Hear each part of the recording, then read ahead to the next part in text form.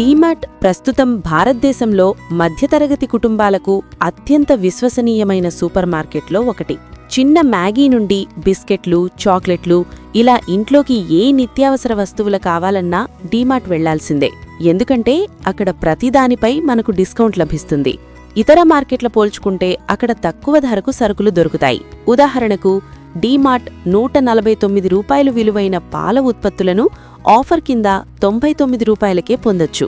అలానే 99 రూపాయలు ఉన్న మ్యాగీని 73 రూపాయలకు విక్రయిస్తుంది. అందుకే చాలామంది డీమార్ట్ వెళ్లి షాపింగ్ చేస్తారు.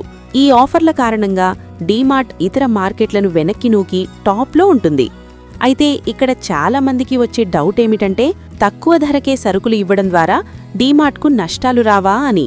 చాలామందికి తెలియని విషయమేమిటంటే డీమార్ట్ అనే కంపెనీ ఎక్కువ లాభం పొందడం కంటే తక్కువ లాభంతో ఎక్కువ అమ్మకాలు చేయడంపై దృష్టి పెడుతుంది. డీమార్ట్లో రోజువారీ నిత్యావసర వస్తువులు ఎక్కువగా అమ్ముడవుతాయి.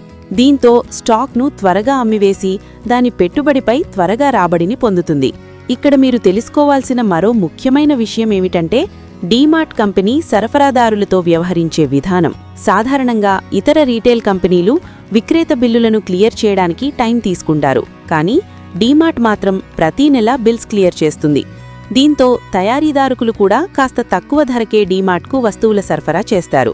అలాగే ఒకేసారి బల్క్లో వస్తువులను కొనుగోలు చేయడం ద్వారా కంపెనీకి భారీ లాభం వస్తుంది.